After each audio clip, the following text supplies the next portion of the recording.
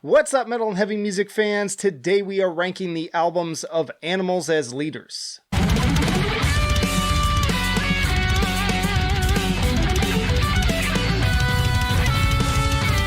Alright, short one today, but let's kick it off with Animals as Leaders in 2009. So after Tosin's band Reflux came to an end, Prosthetic Records approached him about a solo album, and initially he felt, and I quoted this, egotistical and unnecessary regarding the project, but he went to Atlanta Institute of Music, changed his mind, and this is almost entirely the work of Tosin and then also Periphery's Misha Mansour. So as such, it's an especially guitar-driven album with lots of jazz overtones. Quite stunning, really. I don't listen to a ton of instrumental albums and bands, but this one I have increasingly appreciated over the years for actually writing memorable songs as opposed to just kind of wanking around on the instruments, which is not something that appeals to me. Not quite my tempo. This one does fall a little bit more into the latter category, this particular album anyway, but it's still really incredible work that's enough to make burgeoning guitarists out there really push themselves to the next level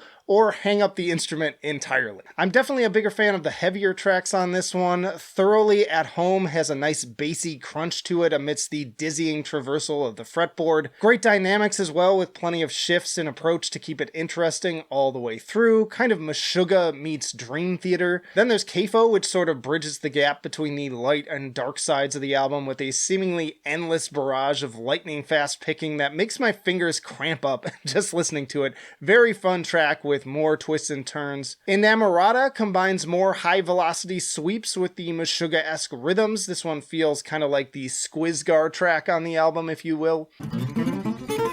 We can't not play it fast physically. Yeah, it's hard. And then Song of Solomon is the other standout that really gets my head bobbing with kind of a mathcore and post-rock meets progressive death metal vibe. Think a collision of like The Fall of Troy with Fallujah. Fantastic work with unquestionable musicianship, and I really don't think that these guys have a sub-B tier album, but since the whole point of this video is to rank them, and I do think this one falls a little bit shorter in terms of songwriting focus, I'm going to put it at C tier. Alright, next up is Weightless from 2011. This sees the project now as an actual band with the trio of Tosin, Javier Reyes, and Naveen Kopervice, also of Entheos and The Faceless, among other things, with Tosin and Javier also shifting to 8-string guitars. The album charted at number 92 on Billboard's Top 200 chart, as well as number 7 on the Hard Rock Albums chart, and number 16 on their Top Independent Album chart, which is incredibly impressive for an instrumental album. Like, that's almost unheard of. Personally, though, I'm not a big fan of this one overall. I find the songwriting to be even less engaging, to the point that I would call this the least memorable album overall, but again, that probably has a lot to do with just personal tastes. But yeah, a lot of these tracks just don't stick with me, save for a few exceptions. An Infinite Regression makes for a solid opener with lots of syncopated rhythms to really highlight the actual drum performances this time around, because previously they were just programmed, and then the riffing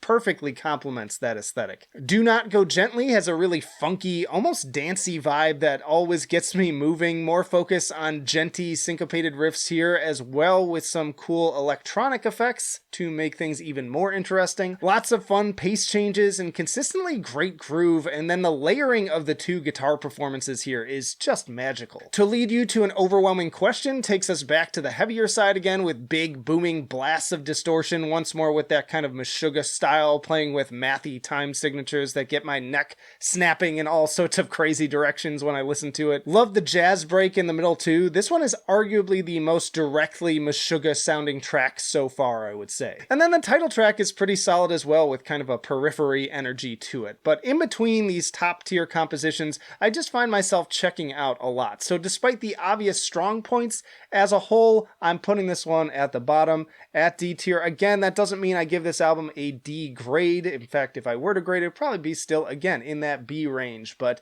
for the sake of ranking them in order, that's where it's gonna go. Alright, The Joy of Motion 2014. So this debuted at number 23 on the Billboard 200 chart, so rising up there. Matt Garchka stepping in on drums here, and then guest appearances from Misha and Nali of Periphery, as well as Diego Farias of Volumes doing some programming. Misha also supported again here with a co-writing credit as well as production alongside Nali, Naveen, Diego, and others. And as a longtime Periphery fan, I think that might have been the missing element, that Misha magic that I was missing on that previous album, as this one really steps things back up just the way that I like them personally. Now, how much you like this one probably will have a lot to do with how you feel about Gent, because this is really the album that, somewhat unsurprising given the people working on it, really starts incorporating that as a foundational element of the music. Personally, I feel like with any genre or style, it all depends on who is wielding as to whether it's good or not, and Animals as Leaders, in my opinion, are one of the greats when it comes to taking the base blueprint and then building it into something that is so much more than what most bring to the table. Tracks like Physical Education, which also got its own music video, sure have that typical bouncy, groovy flow, but on top of that we get all sorts of fun, noodly melodies, little electronic flourishes, harmonics, and highly atmospheric dips into classic prog. And that's just one of many, as basically every song on here is a potential single. There are so many bangers. Mind Spun really gets my heart rate up with the layering of the punchy grooves with those wailing sustains and attitude-soaked bends. It's like a tornado made out of pure headbang. Like, seriously, try to no headbang challenge to this one.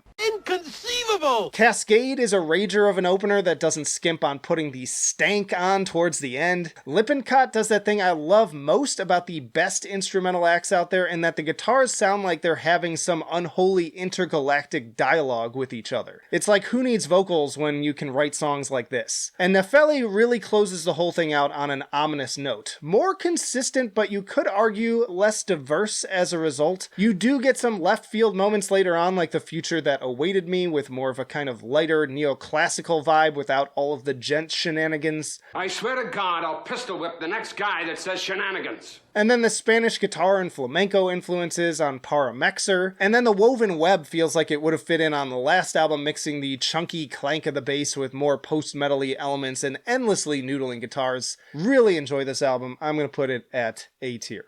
Alright, The Madness of Many, 2016. So same lineup here, but this time no credits to Misha, with the band handling most of the production on their own. And regardless, they fucking nailed it with this one. Like, speaking of diversity, the band seemed to go into this album with that specifically in mind. Again, we have that same gent foundation, but right from the top we get that kind of Middle Eastern atmosphere on Arithmophobia, in addition to throwing in another more overtly smooth jazz influence section. Then Ectogenesis comes out of nowhere sounding like a funk band covering a Mega Man song, or maybe like Inspector Gadget or some shit.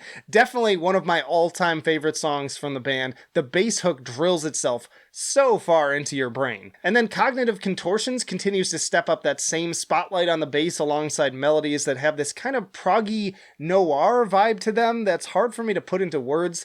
Excellent soloing on this one too. Inner Assassins is another like top 5 of all time track for the band, with performances that just sound damn exhausting across the board. The drums are just so relentless as the guitars sort of duel each other back and forth in this very playful kind of way. Backpfeifengesicht, which is basically German for punchable face, just enjoyed looking that one up, turns the instrumentation into straight up grinding machinery, more captivating acoustic touches on the brain dance and a pyrophobia in two completely different styles. And then my other favorite track, The Glass Bridge, is arguably one of Tosin's best performances on guitar to date, joining an absolutely jaw-dropping level of dexterity with an incredibly memorable sense of hooks and melody. This was when I really started to truly take notice of the band, and I'm sorry that it was so late, but it's also the first album I ended up writing a review for, and I actually enjoyed it so much that I own a hard copy of it, which is the only one that I have. In my opinion, it takes everything that was great about the previous album already and just does it better, tighter, and with even more highlights. This one's easily S tier. for me. And that brings us to Parhesia in 2022, which I'm probably mispronouncing, but it means like boldness or like freedom of speech, speaking freely. This was a tough one going into review, honestly, because that last album just set the bar so damn high. And so I was like, oh, there's no way that this is going to be able to live up to that. But I was definitely intrigued by the 37-minute runtime, which is their shortest runtime to date, with the other albums clocking in all at just under an hour. And I thought, given that it's the newbie and it's just 9 tracks, I'd go ahead and give a little rundown on each of them this time. Conflict Cartography doesn't really strike me as the strongest opener. It's good, but it feels like a bit of a step back to things they've already done and I've already heard done better on previous outings, and lacks some of the personality of Madness's tracks, although I do really enjoy the bass-led portion in the middle. Monomyth fares better though, with both drumming and guitar work that sound as if only a robot could truly pull this off. Like, the very Obscene looking music video again fits the sound and was a smart way to get the hype started as a lead single. And while Red Miso is also playing around with a lot of the same tricks, the effects on this one with the glitching and delay give it a little bit extra oomph that take us into really the bulk of this album's overall sound, because this may be their most electronic influenced album to date. Like, I feel like there's a lot more focus on kind of like effects and post-production and that side of it this time. Gestaltzerfall, for instance, really puts these more atmospheric elements front and center for something that sounds like some epic sci-fi soundtrack. Like, this feels like it should be playing in the background when the giant battleship reveals itself for the final confrontation and our hero has to go head to head against all odds. Asahi is just a short interlude, but has that kind of swelling Blade Runner aesthetic, transitioning seamlessly into the more Tron sounding energy of the second music video accompanied single, The Problem of Other Minds. I really enjoyed what Daft Punk did with that Tron soundtrack, so I found this one enjoyable to hear Animals as Leaders continuing to stretch the possibilities of their own sound into weird territory like that.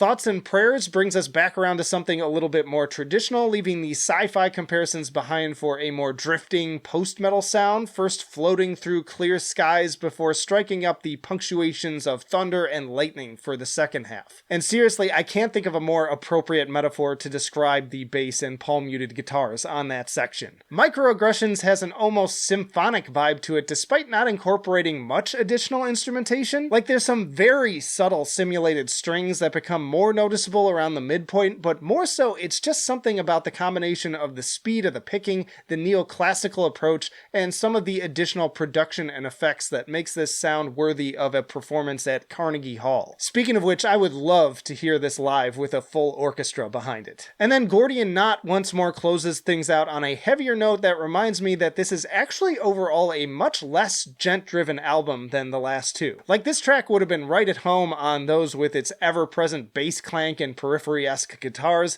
but here it sounds almost out of place after the tracks that precede it. And I do say almost, as I don't want to act like this is not a great closer, because it definitely is, and maybe one of their heaviest tracks to date.